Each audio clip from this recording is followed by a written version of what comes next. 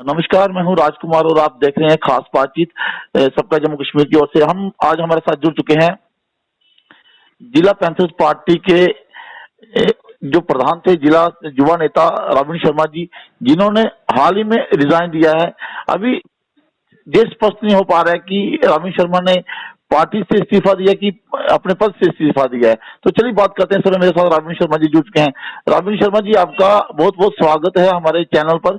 जी शुक्रिया राजकुमार जी। जी जी शुक्रिया। सर, पहला सवाल यही होगा कि आज आपने जरूरी है कि क्या आपने अपने पद से इस्तीफा दिया कि पार्टी से इस्तीफा दिया है? मैंने अपने सिर्फ अपने जो फेसबुक आईडी से मैंने जो डाला, मैंने जो मेरे दिल में आया जी जी तो वो मैंने डाल दिया। जी मैंने अपने पद से भी इस्तीफा दे दिया जी और जो वर्किंग कमेटी की जो मैं मेंबर हूँ Jammu and Kashmir national panthers party का, वो भी मैंने इनको अपना जो रेजिग्नेशन लेटर था मैंने पार्टी को वो भेज दिया है। जी। मैंने पार्टी से भी इस्तीफा दे दिया और अपने पद से भी इस्तीफा दे दिया। जी। अब अगला कौन सा अगला पड़ाव होगा, किससे हो जाने वाले हैं? क्योंकि लोग बड़ी उत्सुकता से जानना चाहते हैं, क्योंकि पिछले दिनों बीजेपी का एक बयान आया था कि बड़े बड़े चेहरे अब और भी पार्टी में शामिल होने वाले हैं। क्या वो चेहरा अगला रविंद्र शर्मा भी हो सकते हैं? नहीं नहीं नहीं, मैं आपको ये बात बताऊं, अभी तो फिलहाल हमारा कोई भी ऐसा नहीं है कि हमने किसी और पार्टी में जाना है। मैं 2002 से पैंथर्स पार्टी में था और 2011 के बीच जब हमारी कोई आपस में कोई बात हुई कि पार्टी में, उस कारण उसके बाद दोबारा में 2017 को मैंने रिजाइनिंग किया। पैंथर्स पार्टी में हम इसलिए थे कि एक ऐसी पार्टी है जो जम्मू कश्मीर के लिए और खासकर जम्मू के लोगों की बात करती है, जम्मू के मुद्दों की बात करती है। जी जी। तो फिलहाल हमारा कोई भी ऐसा नहीं है कि हम बीजेपी में जाएंगे, किसी और पार्टी में जाएंगे। ऐसी तो जब ऐसी क्या मजबूरी रही कि आपको पार्टी से रिजाइन करना पड़ा? आपने बताया कि पहले भी आपकी बातचीत जो थी 2011 या 17 में, आपने बताया कि आपकी कोई मनमुटाव हुआ था। तो अब क्या फिर से ऐसी स्थिति बन चुकी है कि आपको पार्टी छोड़नी पड़ी? 11 में एक पर्सनल मैटर था, वो पार्टी का था। उस टाइम हमने पार्टी छोड़ी नहीं थी। वो हमने कुछ सवाल किए प्रोफेसर भीम सिंह जी से कि कोई बातें ऐसी थी कि जो हमें मुश्किल होती थी जब हम ग्रोड में जाते थे, जब लोग सवाल करते थे। तो वो हमारी घर की बात है, वो आपसे डिस्कस नहीं करूंगा। लेकिन उसके बाद मेरे को दोबारा भीम सिंह जी ने अप्रोच किया, लेकिन मैं उसके बाद गया नहीं। फिर हमने एज ए एनजीओ सर्वदर सेवा समिति में काम किया, बड़े एक्टिवली काम किया। और सर्वदर सेवा समिति आज भी काम कर रही है, उतना एक्टिवली नहीं काम कर रही है, लेकिन आज भी वो लोगों के बीच में, लोगों को जरूरत होती है हमारी, तो हम काम करते हैं।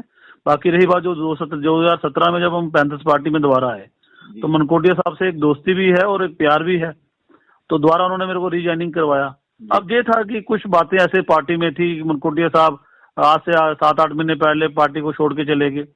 अब ये था कि जम्मू कश्मीर की पार्टी, जिस तरह से काम पार्टी में होना चाहिए था, जिस तरह से बूस्ट अप एक वर्कर को, कार्यकर्ता को, डिस्ट्रिक्ट प्रेसिडेंट को मिलना चाहिए था, वो कहीं ना कहीं कमी थी। और कहीं ना कहीं पार्टी में जो एक सीनियर्स को, खासकर प्रोफेसर भीम सिंह जी को जो रिस्पेक्ट देनी चाहिए थी, जो लीडरशिप थी, वो नहीं मिल पाई।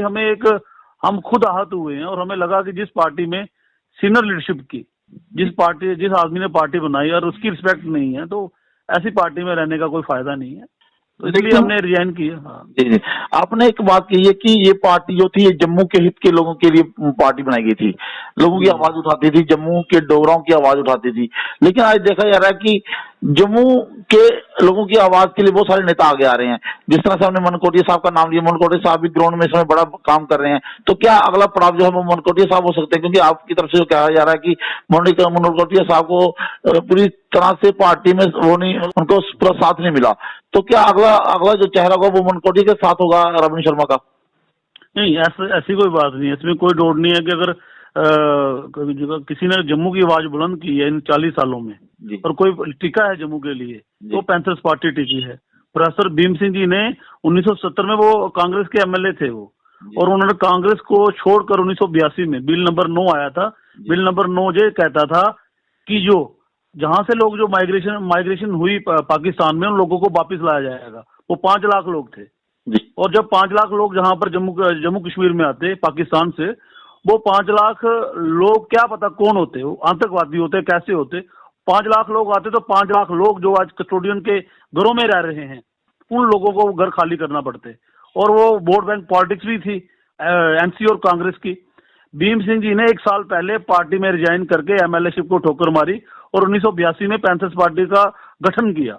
लेकिन आपको पता है कि जब बड़ी पार्टी से कोई आदमी बाहर निकलता है तो आवाज बुलंद करता है, तो बड़ी पार्टी को फिक्र होता है कि यार ये हमें डंड डालेगा, ये हमें नुकसान पहुंचाएगा। और उन्होंने कोई भी कसर नहीं छोड़ी, चाहे भाजपा हो चाहे कांग्रेस हो, जिन्होंने प्रोफेसर भीम सिंह जी को डिफेम करने की कोशिश की और 1987 में उन्होंने कोशिश भी की, लेकिन भीम सिंह जी डटे रहे। 1996 में हमारे हर्षदेव जी एमएलए आए, फिर दोबारा हमारे 2002 में एमएलए आए, उन्होंने काम किया, इसमें कोई डाउट नहीं है कि पैंथर्स पार्टी, अगर जम्मू की कोई पार्टी है वो पैंथर्स पार्टी है, जहाँ पे कल पार्टी बनती है परसों खत्म हो जाती है। जम्मू का नारा लगाना बड़ा आसान है, लेकिन जम्मू की आवाज बुलंद करना बड़ा मुश्किल है। रही बात मनकोटिया साहब की, मनकोटिया साहब के साथ हम कल भी थे, आज भी हैं, लेकिन अब पार्टी में क्या होता है क्या नहीं होता है ये तो डिसाइड करना है ना। वहाँ पे 2-3 लोग हैं, अपनी घर की कोई लड़ाई है, लेकिन हम इन्वॉल्व नहीं होना चाहते। लेकिन रवि शर्मा जी, मैं एक चीज पूछना चाहूंगा, जिस तरह से आप कह रहे हैं कि पार्टी के अंदर सहयोग नहीं मिल पा रहा है, जो नेता है, जो काम करने वाले युवा, आपके जैसे युवा जो है वो उनको सहयोग नहीं मिल पा रहा है, तो क्या लगता नहीं आने वाले दिनों में पार्टी का जो एक बना बनाया जो एक पूरा अच्छा सा एक घर था वो टूटने वाला है? जिस तरह से आपने कहा कि आप रिजाइन कर गए हैं, मनकोटी साहब रिजाइन करके, आने वाले दिनों में क्या लगता नहीं कि और भी चेहरे इस तरह से अलग होने की फिराक में रहेंगे? देखो, पार्टी भी एक परिवार है, जब परिवार की मुश्किलातें होती हैं तो वो आपस में डिस्कस होती हैं जी। जब हम किसी की मुश्किलात को सुनेंगे नहीं, उसको इग्नोर करेंगे जी। देखो, ये पार्टी जम्मू कश्मीर की है जी, तो हमें हर कॉन्स्टिट्यूंसी देखनी है। जब आपका फोकस कुछ कॉन्स्टिट्यूंसी भी रहेगा और पार्टी चलाने के लिए फाइनेंस भी चाहिए, सारा सिस्टम चाहिए जी। वो पार्टी में बहुत सारी कमी है।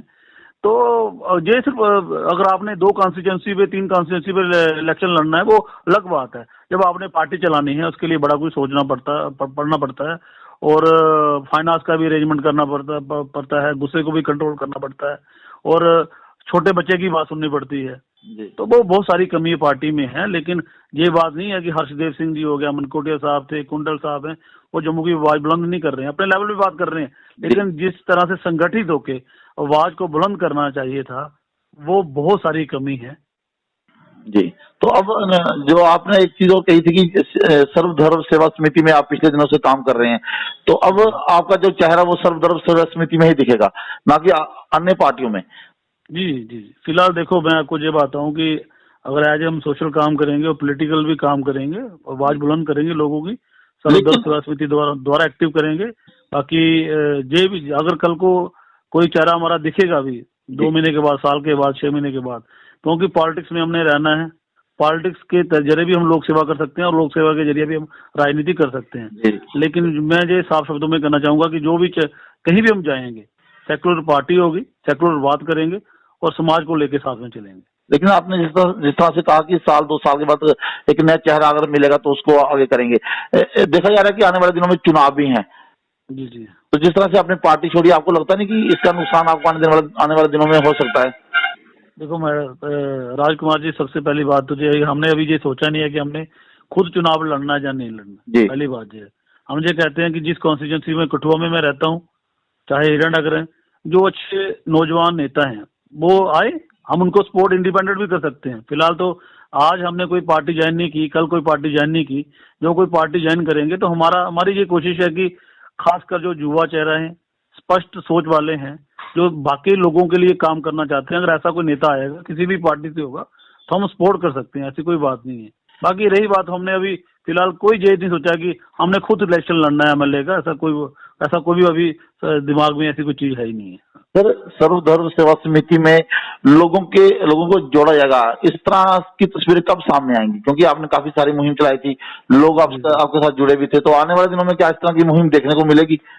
जी जी, बिल्कुल बिल्कुल। सर्वधर्म सेवा समिति में जिस तरह ये था कि जब मैंने पैंथर्स पार्टी में आया, मैंने इसकी कमांड किसी और को सौंपी, पर जिस तरह से काम होना चाहिए था वो नहीं हो पाया। लेकिन दोबारा हम जो मुहिम है, जैसे हम जो पैंथर्स पार्टी में हम मुद्दे उठाते थे, जनरल मुद्दे उठाते थे, वो सर्वधर्म सेवा समिति में हम लोगों की जो है वो मुद्दे उठाएंगे, लोगों की बात करेंगे, जो भी परेशानी आएगी अपने लेवल पे हमको हल करने की पूरी